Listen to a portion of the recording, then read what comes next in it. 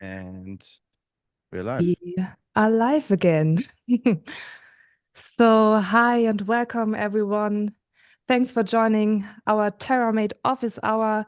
And it's already volume 3 in 2024. And as you might have seen in today's session, it's all about Terragrunt and how to import your Terragrunt projects to Terramate. And next to me, it's Søren Matzius, who will showcase this in today's live demo. And also at the end of today's session, we will have another Q&A of course, to make sure to answer all your questions. So, Søren, is there anything to add before we shall get You started? did very well. You did very well. Thank you so Thank much. you. I think we slightly changed the format. Great. Thank you so much, Selina. You're And welcome. it's already dark here in Berlin. Yeah, once a time. We're both in Germany today, not Mm, dialing in from California. So, guys, thank you so much for making it to the session. We have an exciting topic today. I think with Terramate CLI, we recently shipped Terragrunt integration, and we have a pretty good demo prepared for you today. So yeah, topic of today's office hour. Thanks for joining. How can you integrate Terramate with Terragrunt? And the question is, why should you care? Yeah. So I think there's like a bigger story to it. So quite often when, we talk to people about Terramate, they're like, oh, but I'm using Terragrunt already. So now in order to leverage functionality in Terramate, do I need to replace whatever I have already? And I'm like, no. So actually, the main goal, or one of the main goals when we designed Terramate, is to integrate with all existing tooling in a non-intrusive way. And the way that we think about it is that, you know what, if you already have Terragrunt and you already have an existing Terragrunt project, that's great.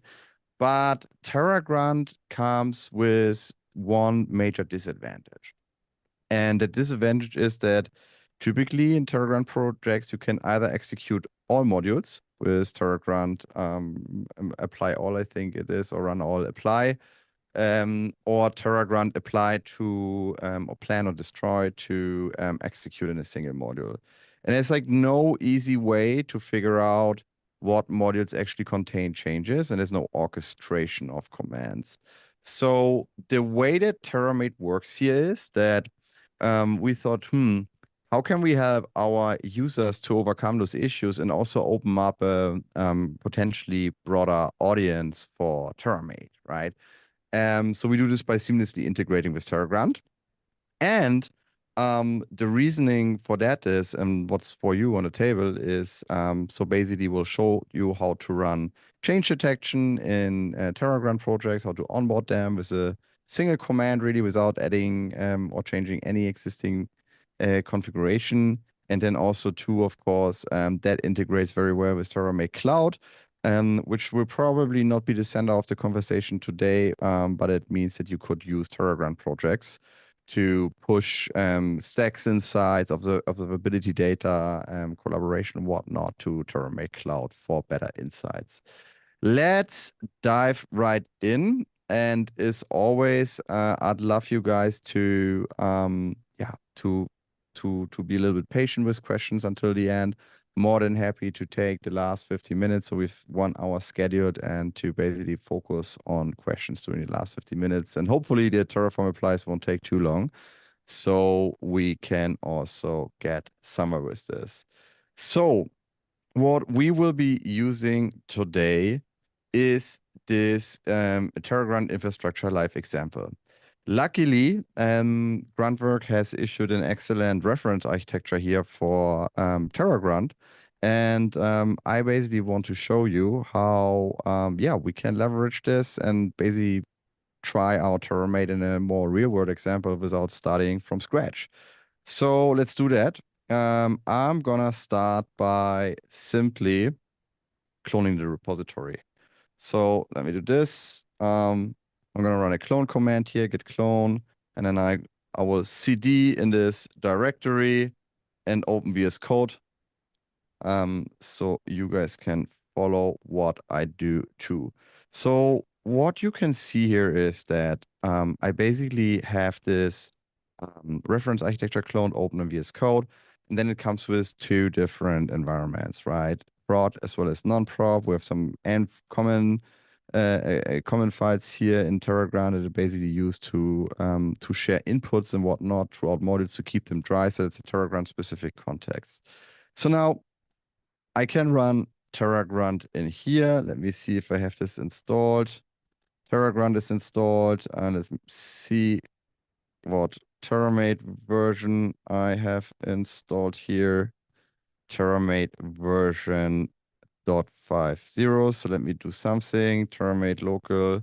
Terragrunt latest. Just gonna set my package manager here to use the latest Terragrunt version. I'm gonna do the same with Terramate. So let's just ensure that we're on the latest Terramate 0.53. That is great because that includes the change detection and the orchestration for Terragrunt.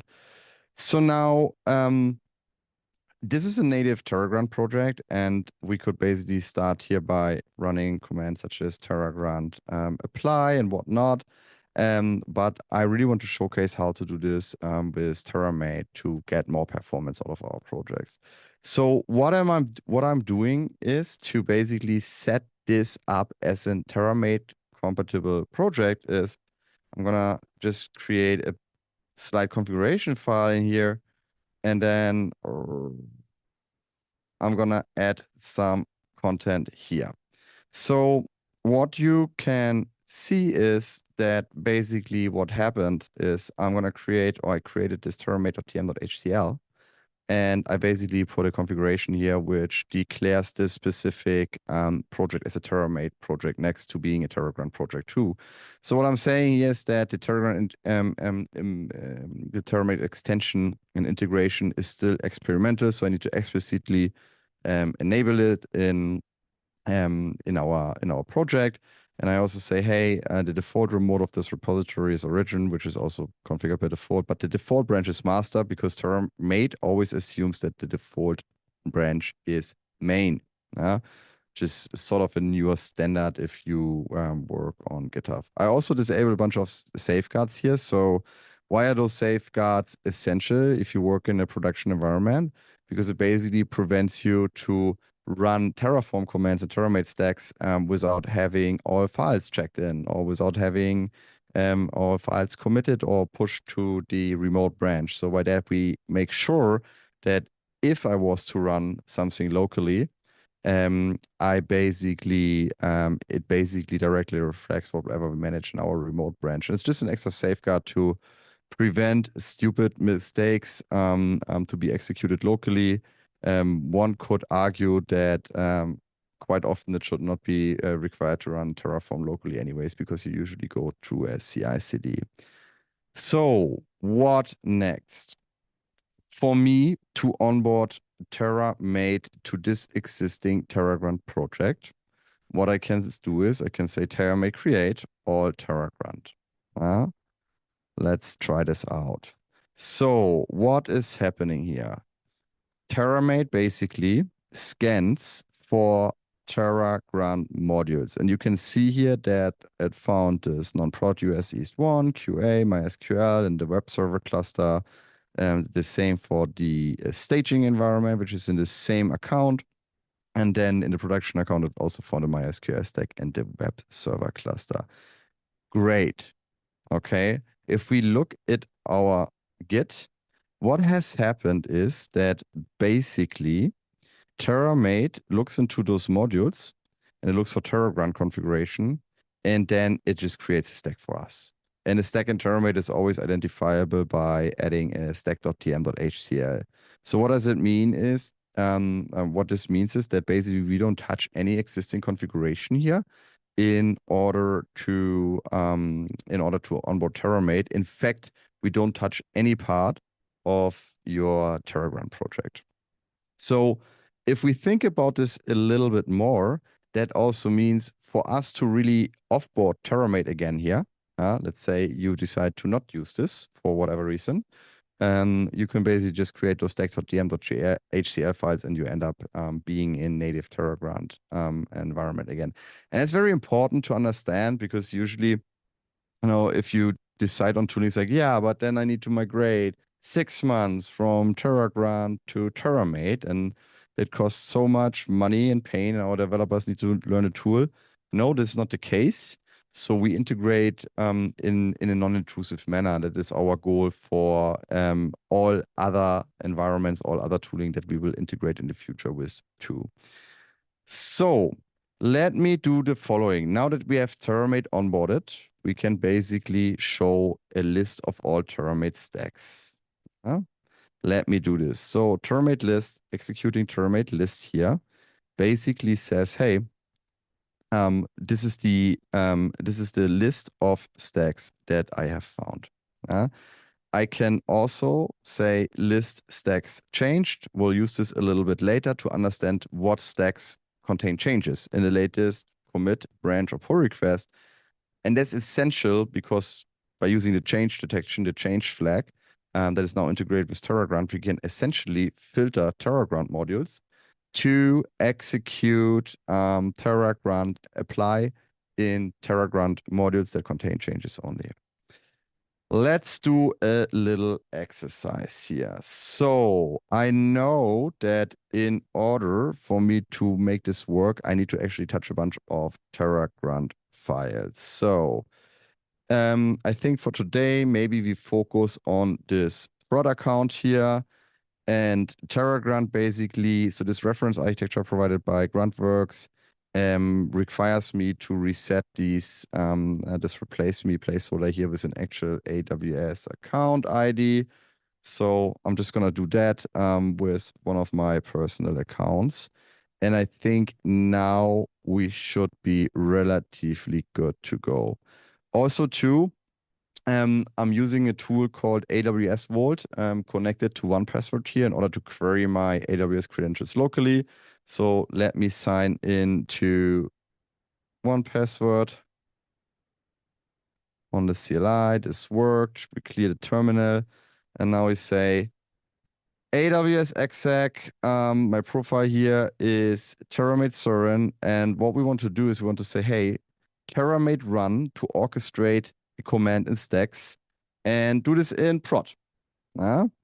And for example, what I can say now is I can say, hey, instead of running Terragrunt apply, just run pwd.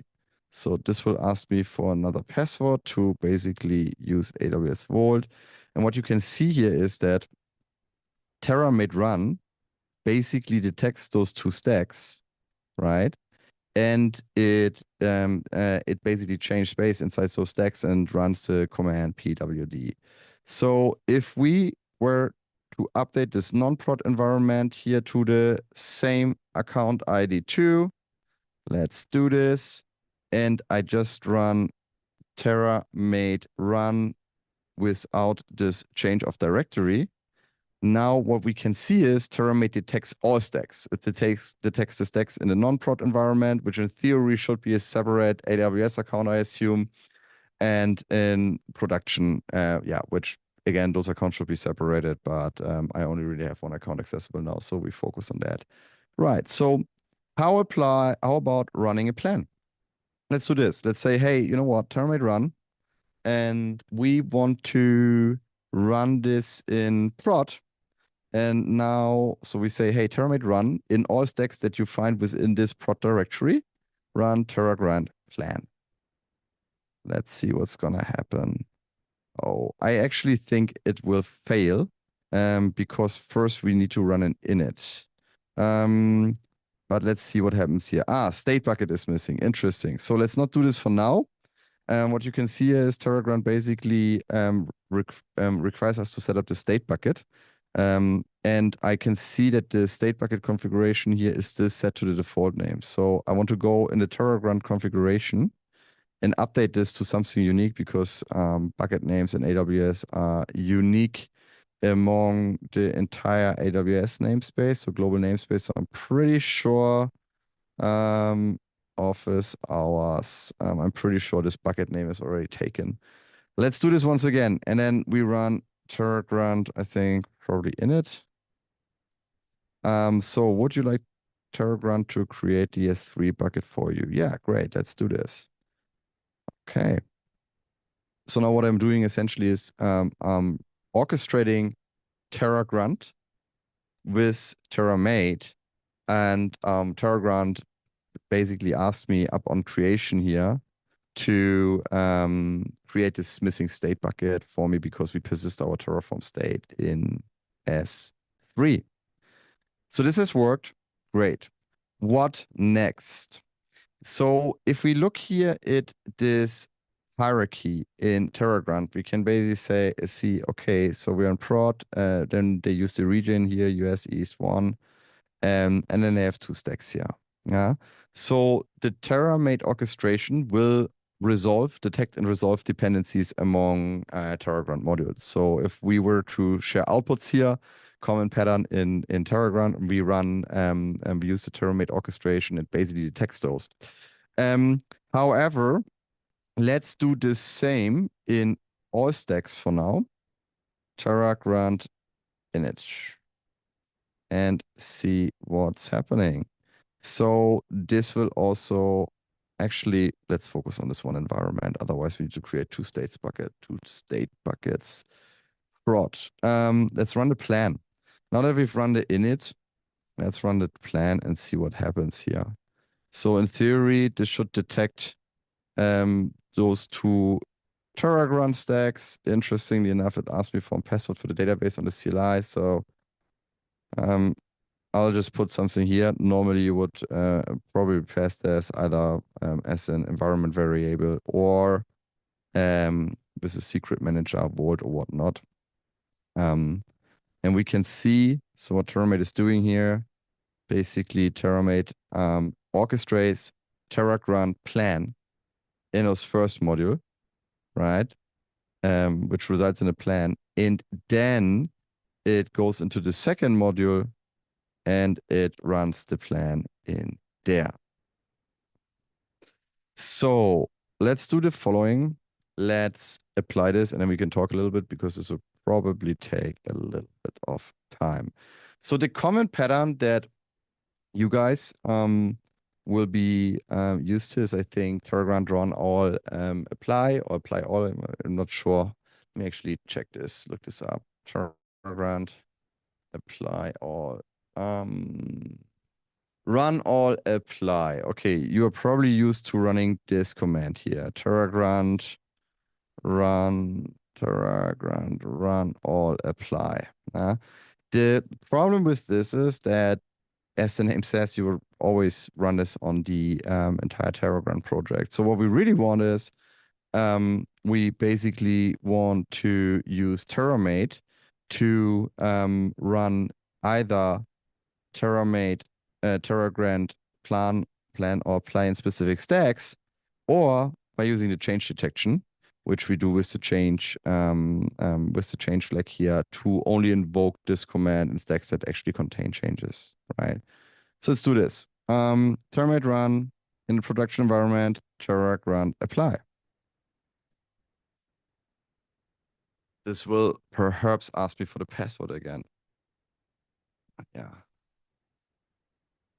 All right. Do you want to perform those actions? So let's look at the plan here. So it basically detected the MySQL instance stack first to deploy this, and then it will take the web server cluster. So let's do this. Let's deploy an MySQL instance on AWS. I haven't used MySQL in years, really, in, I don't know, 5 years or so.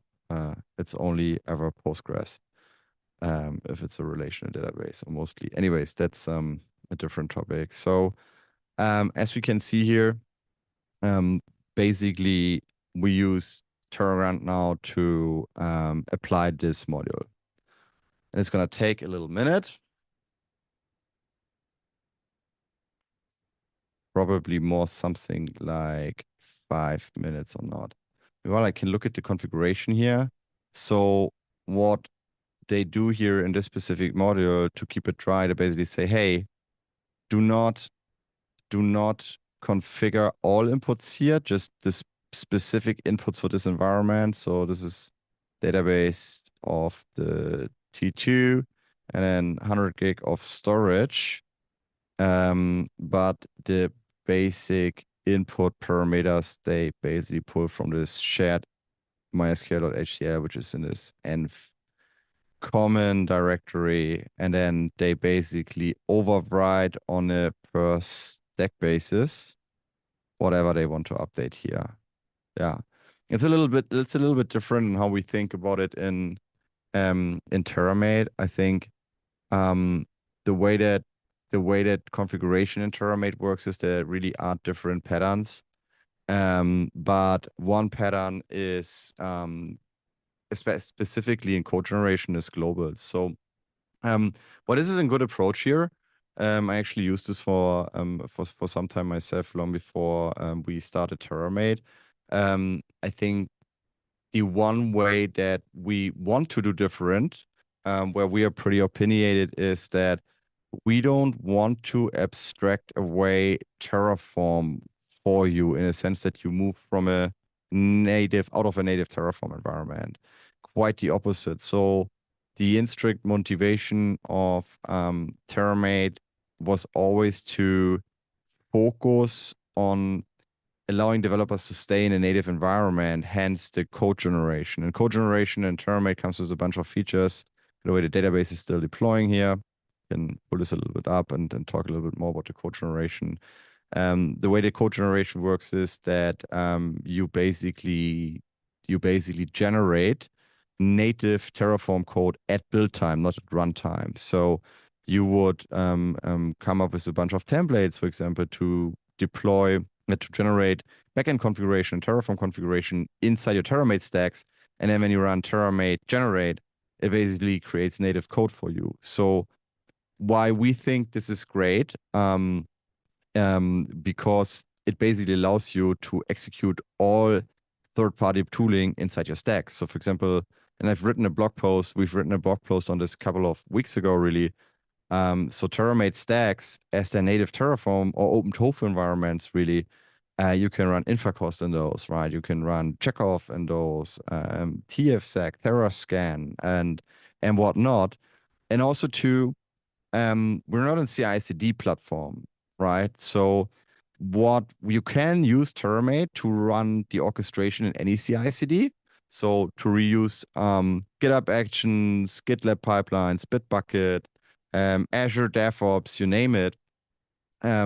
Which, by the way, I see a big trend going toward big GitHub Actions. My personal opinion is that most likely people will buy purpose-built CI/CDs less and less and sort of consolidate their stack on GitHub Actions or whatever they have already.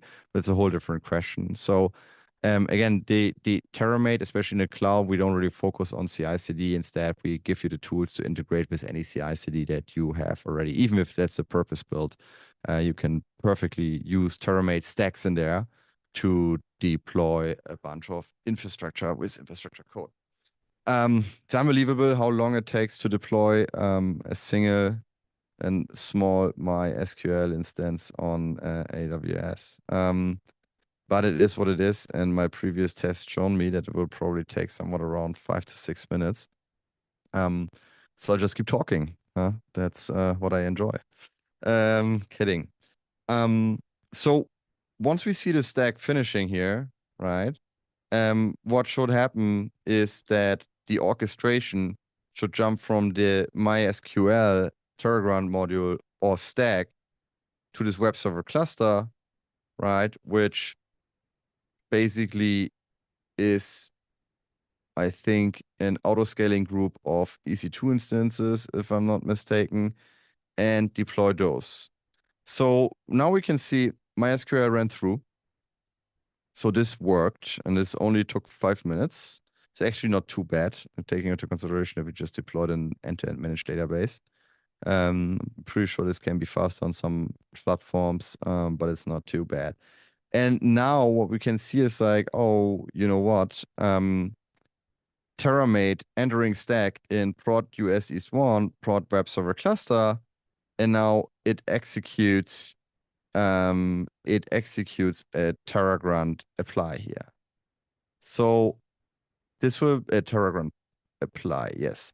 So this will first give me the plan. And what we can see here is that basically it reads a bunch of default data sources here, I think. Yeah. To query the so data sources to query the default VPC and subnetwork in AWS to then deploy this AWS autoscaling group in there. And let's do this. And what else does it do? It deploys a load balancer, few load balancer listener rules, whatnot. Okay. Apply. Let's do this. So, will be interesting to see how long this will take.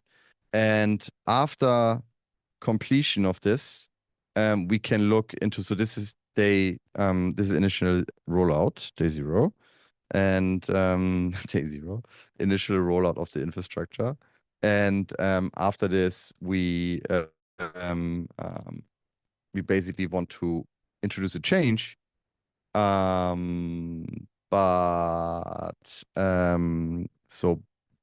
in a stack that contain changes only, right?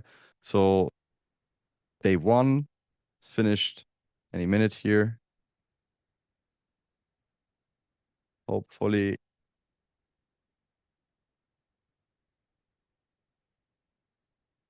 So let's wait. Still creating.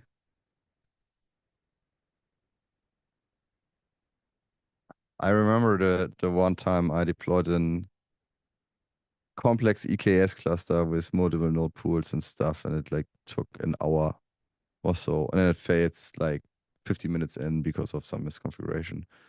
Terrible experience. But it is what it is. Creation complete after 1 minute and 40 seconds. So this is the autoscaling group.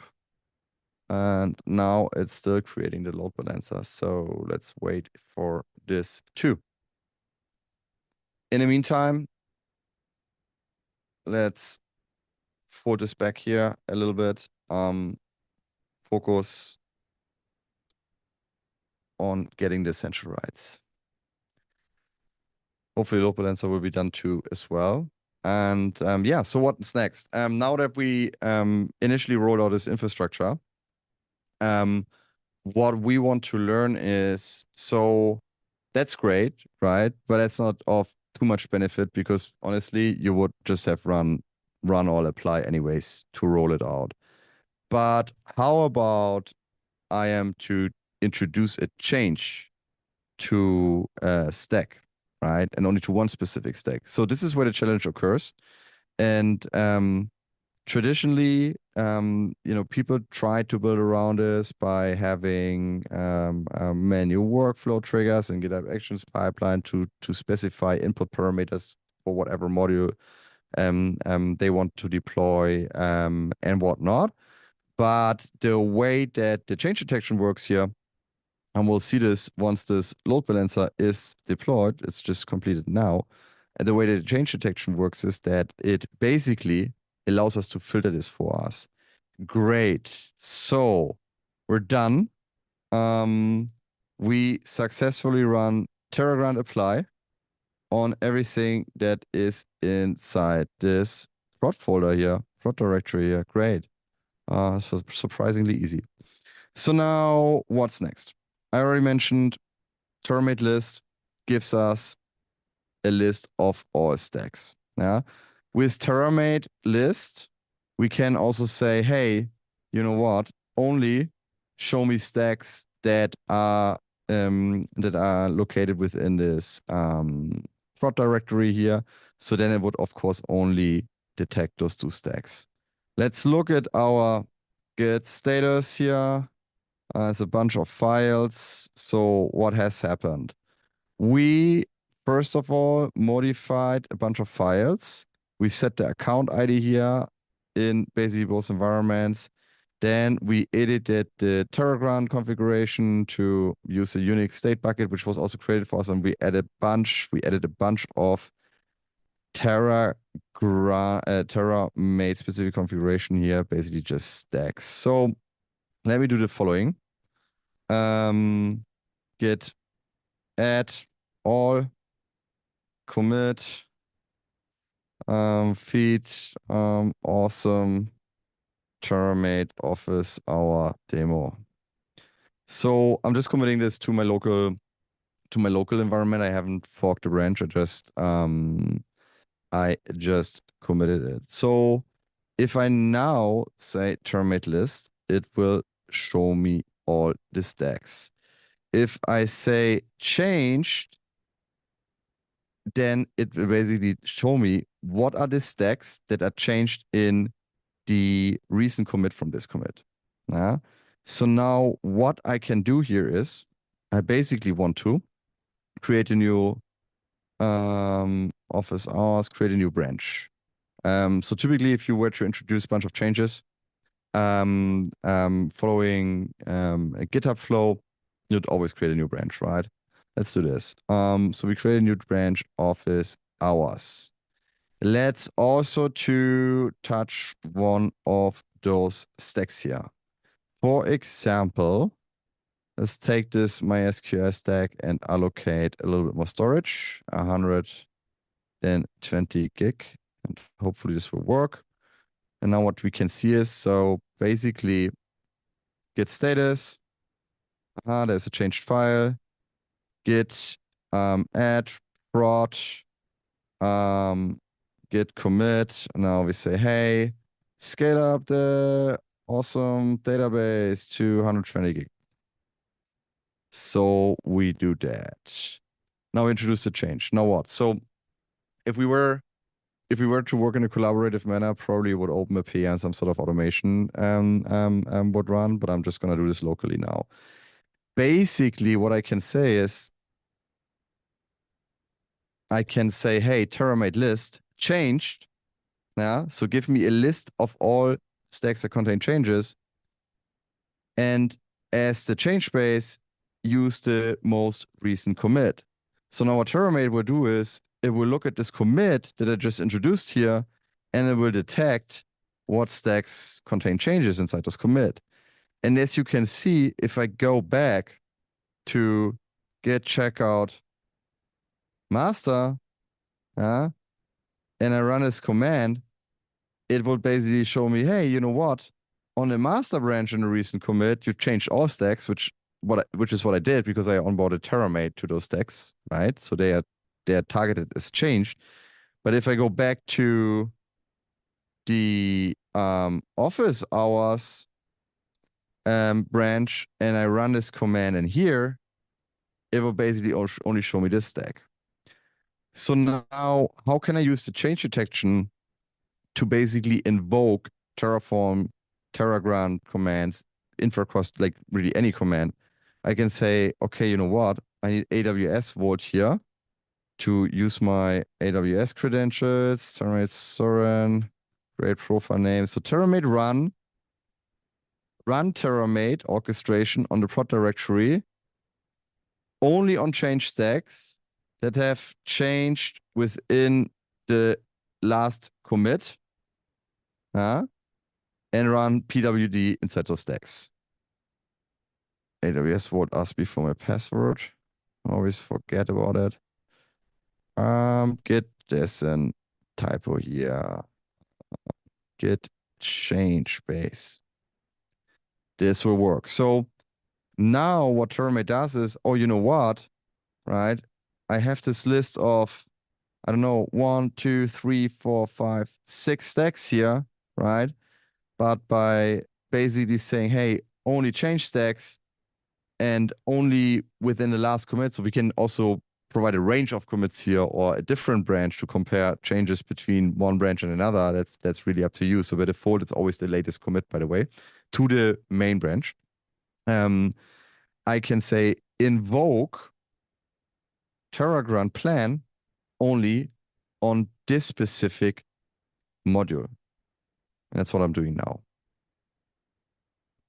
And now what you can see is, so Terramate is entering the stack and prod US East 1, prod MySQL.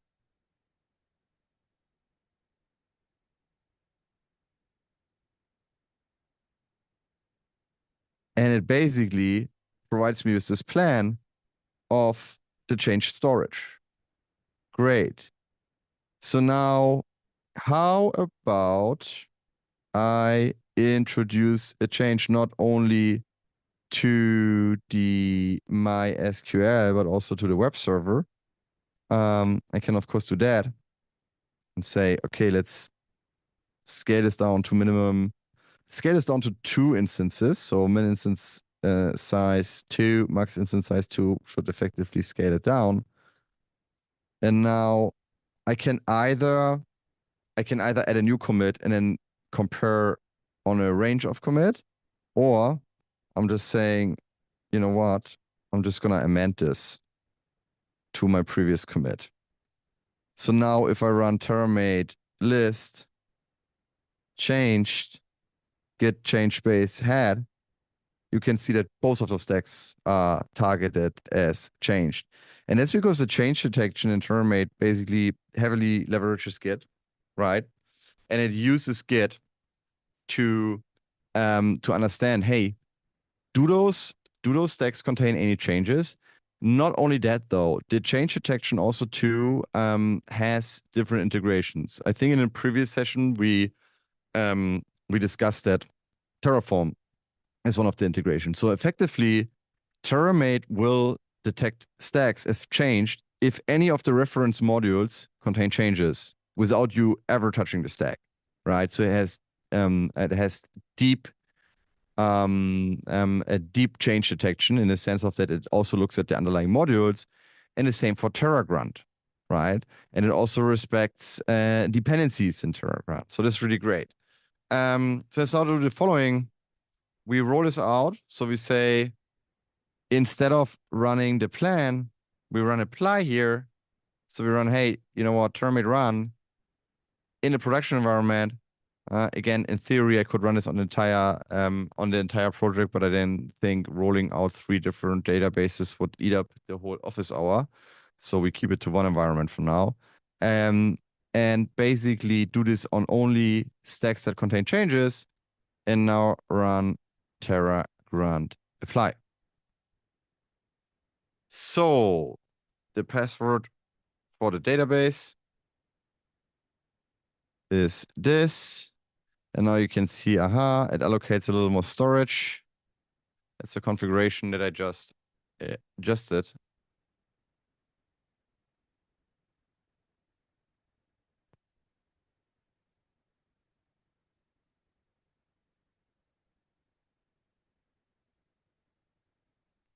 So what else while this is running? Now, and then we're slightly running out of time also. So of course you can use the orchestration here, the change detection, but also too, you can push this data to Terramate Cloud, right? We already said that the way that we already discussed this in an earlier session, the way that the data sync between CLI and cloud works is that basically Terramate looks up your modules here and it looks like, oh, how do my resources look inside those stacks, etc. And then it syncs this to the cloud. I unfortunately think we don't have much more time to set this up.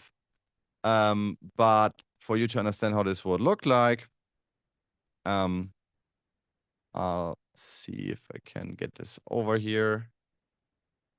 Let's see.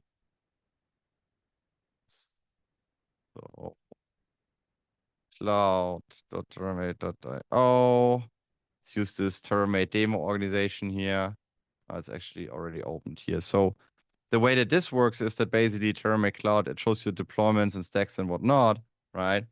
So this is a different repository here. It's not the repository we just demoed. But then essentially it gives you an overview. So it syncs data from the CLI to the cloud. And it shows like, oh, are there any stacks that are drifted, right? Drift detection, the actual compute part runs in any CI/CD. So we never see your state. We never see your credentials. In fact, Terramate Cloud never has access to any of your sensitive data. But if we look in here, we can, for example, see, oh, this is a Terramate stack, right? So now this could be a Terragrunt stack, of course. The stack passed a unique ID when it was last deployed, the latest drift runs, etc. And then of course also, so there's a little bit more functionality than this, but here, for example, this is a stack that is drifted, and we see the reason for this drift here. Let's jump back to the CLI, and we can see it will also scale down the web server next. So I could also, of course, hand in auto proof here as an actually argument, something like this, auto approve. But I don't like this much, to be honest. I'd like to review my changes before I roll them out. And now we have everything deployed within this specific environment with Terragrunt and Terramate, right? So if we were to say, hey, you know what? Let's only change the production database down again. We go in here, change this to 120, and then we basically run the same command again. If you want to see first what stacks contain changes, so let's add this to git add, just amending my latest commit here for now. Terramate list changed. And then you see, oh, I only changed this specific module now. So this is more or less how you can work with Terramate and Terragrunt. And now the nice thing is, so if we were to, decide, oh, you know what, it's not for me, then all you need to do is you go in here, you delete this terramate.tm.htcl, you delete those stack.tm.htcl, and bam, you're back in a native Terragrunt environment, and effectively you never touched any of your existing configuration. So now, if I was to do that, I can basically say AWS Vault, exec, here are my credentials, and now Terragrunt run all apply or destroy.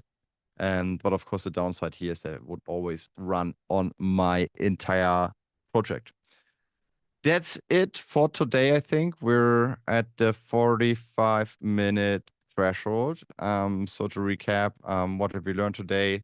Terramate can be onboarded with a single command, which is really the Terramate create all Terragrunt in existing projects. So what this does is it basically scans for Terragrunt modules and onboards Terragrunt in there by adding the stack.tm.htcl, which is a configuration file required to mark a directory as a stack in Terramate. Terramate is, by the way, also infrastructure as code agnostic, so stack could contain Terraform, OpenTofu, Pulumni, we don't really care.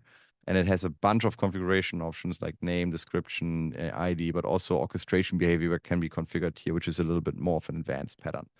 We also learned to use the Terramate commands list to basically get a list of all stacks, to understand what of those have changed by using the change detection. So you could also just append the changed argument here, and it would per default compare to back to the main branch or master branch in this case. And we learn how to use the orchestration to not run Terragrunt apply all, but just Terragrunt apply on stacks that contain changes. And now we're more than happy to stop sharing my screen and answer all your questions. There's been a little conversation going on LinkedIn. Jonathan asked, but Marius, our co-founder, already answered. He also jumped on. Interesting. So let's look into this a little bit. So Jonathan, thanks for your question. Let's see what the actual question is. So we have a bunch of questions here, really. And thanks for jumping in, Marius. So the way that the change detection works is not only by comparing, and I tried to mention this earlier, not only by comparing whatever stacks contain changes, but it also has integrations for, or it has several integrations. So the way that we designed the change detection is that it's fully extendable. Right now, we have integrations for example, Terraform and then OpenTofu and then Terragrunt, and those all have specific behavior.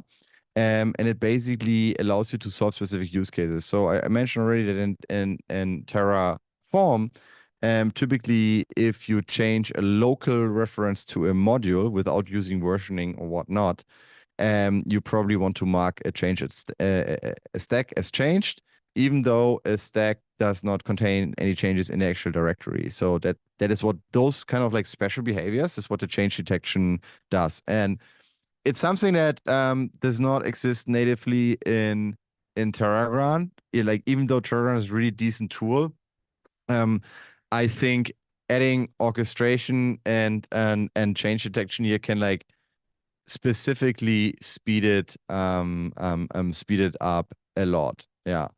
Um, and then it also directly relates to like, oh, order of execution and those kind of things. So I think as Marius mentioned here in this specific comment already also too, it is an experimental feature. It works pretty well. So we not only tested this on small infrastructure, but then also really big one. And it well works as expected. And I think what's particularly exciting is that you can start using this and start using Terramate in whatever you have already. So add value without much migration effort. Yeah.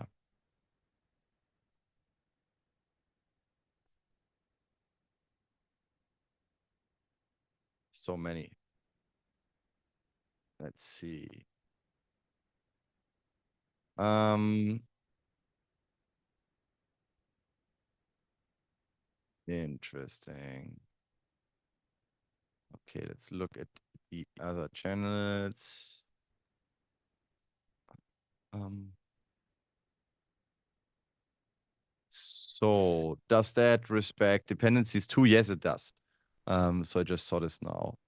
It respects dependencies. And so the way that orchestration in Terramate works is, so Terramate has its own order of execution. We can specifically, so there's a default order of execution, which basically says we follow similar patterns than sorting, ordering in the directory tree, but also to the file hierarchy. So if we let me quickly share my screen once again.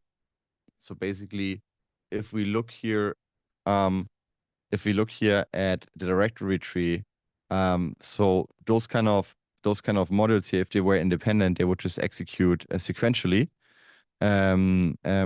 following ordering similarly to the file ordering in your directory tree in your file tree. If they're nested, then the parental stack would be executed before the nested stack on any level. But those kind of default behaviors can also be overwritten. So there is a decent documentation on that. And by the way, we're working very, very hard on relaunching our documentation to make it a lot more use case specific and also a lot more complete. So we had a bunch of people asking for this basically in Discord and all other communities. After. But basically, stacks can be configured. So I mentioned that already. Let's look here at the docs. So basically, we can explicitly set the order of execution in Terramate orchestration using in stacks using configuration such as after, for example. Yeah? So after defines a list of stacks that this stack must run after. So effectively, what I define here executes before my current stack, right? And I can either define a path or I can also use tags. Right? Stacks, by the way, can contain stacks too. It's something, so stack creation stuff we haven't really discussed today. It's more about how we onboard this in Terragrunt environments. But yeah, order of execution behavior, and also things such as force execution, triggers, those kind of things can all be configured and also respected, of course, if you use Terramate orchestration in Terragrunt projects. Good. So I don't think, are you able to detect if stacks have changed? Yes. Yes. So that's a very good question, actually. It's also coming from Jonathan. Jonathan, let's answer this quickly too. So are we able to detect a stack as changed if a common or centralized, so what we showed, configuration that does not it is not located within a Terragrunt module but outside and loaded inside of this module, will this trigger, if we modify it, will this trigger a stack as changed or potentially a number of stacks as changed? Yes, it does. Is the short answer. The long answer is that we basically look at the functions used by Terragrunt here to understand the semantics a little better. Selina, do we have anything else? I think this is it for now. Let me have a check again. But I think you almost answered everything, and also Marius did. If there are no more comments or questions. Awesome. Well, I'm gonna be at KubeCon in Paris next week, or we will be in KubeCon at Paris next week. If anybody wants to meet in person or so, we'll not have an office hour next week because of that. I think sort of at least half of the industry is there. But I'd love to connect in person. You guys probably also seen that we run a platform engineering dinner on Monday. It's a good Italian restaurant. So if you're there, I'd love you guys to join. We still have some more spots opened. Just feel free to ping Selina here or reply to, just send us a message on LinkedIn or whatnot. Yeah, it's easy. Yes. And other than that, we'll be back with the next office hour in 2 weeks. I'll be back in California by then. So this will be 10 a.m. PT and then 7 p.m. Berlin time. Thank you so much for dialing in. Thank you, Selina, for guiding us You're through. welcome. It was great, and I love your new microphone. It's awesome. Thanks. So And much better. yeah, we'll share a blog article on what we have discussed in more detail and also with the cloud integration, etc. Later this week or latest early next week. So step-by-step guide on how to get up and running with Terragrunt and Terramate. And I'm wishing you guys an awesome morning or evening or wherever you are in the world right now. Bye bye. Bye bye.